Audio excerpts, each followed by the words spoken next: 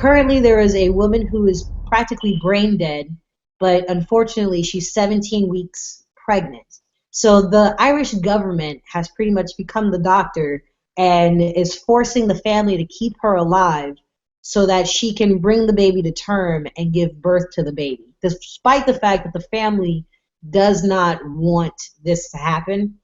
And it's rather interesting how this story is being told, because I guess for years and decades, and even in this country, we kind of come at this particular topic very emotionally, on both sides. We tend to get really hyperbolic.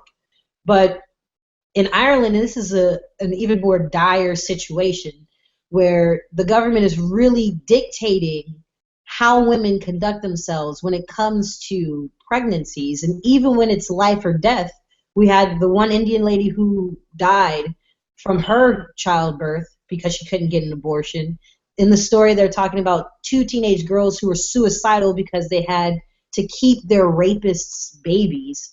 And now we have this poor woman who passed away who is now an incubator for a child that is definitely not wanted by the family. And I'm pretty sure the government is not going to go out of their way to take care of this child.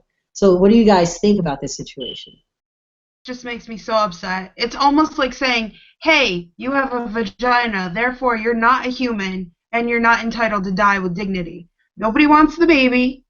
Like, at this point, 17 weeks, I think it's still considered an embryo. Don't quote me as saying it's an embryo, but I do believe scientifically it's still an embryo. Like, it's not even a fetus yet. So that's why I'd be like, well, it's just an embryo. Nobody wants it. If we're forced to take care of it, it's going to be a drain on resources. We'll just say a little prayer for baby embryo. It's just, that's the whole thing that bugs me is, like, as a woman, you're not actually a person. Like I said on Facebook, women are not people. They're machines. If they have little girls, they're 3D printers. If they have little boys, they're baby making factories. That's it. That's all women are. Yeah, and Lucy, you're exactly right. And it's a patriarchal system. We talk about this a lot, and some say, and it's really getting old. And I wish that, we talk about how the Margaret Thatcher and the Europe broke the glass ceiling for women, and we have Angela Merkel and Hillary Clinton might break the glass ceiling. But let's be honest, if we're going to be really frank about it, it's still pretty solid rock, that ceiling. And we need to have more women leaders speak out about this, and forcefully so.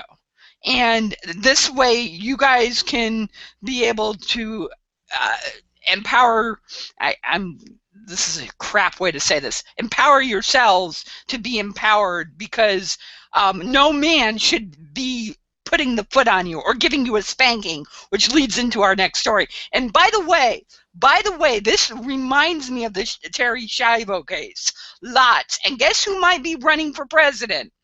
The Terry Schiavo governor himself, Jeb Bush. So let's remember this, and remember stories like this when we go into the new year, because this is going to be coming up lots and lots and lots. And if you are pro-family, pro-woman, and you're even considering voting for Jeb Bush, look at this story, look at Terry Schiavo, and then do you really want to side with the Republicans? Do you really? The Democratic Party ain't much better, but do you really? I mean, unless you want to shoot yourself in the foot, literally, or maybe have your husband unplug you, or, come on. Let's be real here. And Haven, I'll give you the last word because we've got one more story to go. Yeah, I mean, the logic behind it is completely asinine. I mean, with these abortion or anti-abortion movements, the whole thing is to save a life, even at the expense of losing a life. And it's just disgusting. And it's obviously, I don't want to go down the idea of rape, but a lot of times with rape, it's about power, it's about control. And I feel like this is just systematic control. of a society's half of its population, which is women. And they want to dictate things and punish women for simply doing things that are natural, things that even men do, that they don't have to suffer for it. And it's all for this religious, push. Like, let's not forget that this is a heavily strong Catholic stronghold in this country. They have a Catholic lobby that's pushing for this. And I'm honestly surprised that the wonderful Pope that everybody is so goo-goo gaga over has yet to say anything about this, where there's actual people in his church that are dying from this ignorant, archaic laws that they're putting down in Ireland.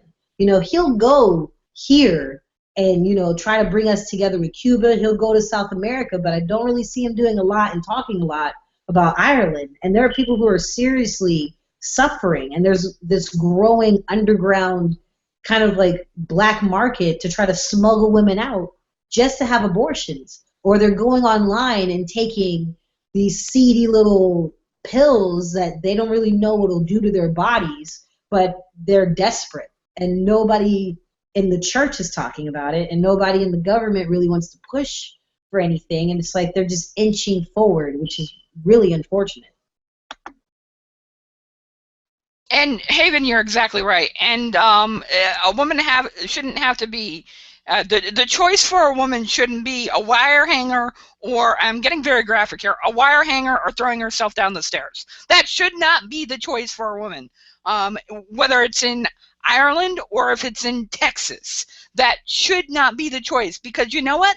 That's your mother. That's your sister. That's your daughter. That's your granddaughter. You need to check yourself. And as a man, I'm going to say this as a man, put it in your pants. Put your pants up and then help raise that child if you're going to be all high and mighty about that. Otherwise, it's her decision. Get over yourself, and Jesus needs the wood.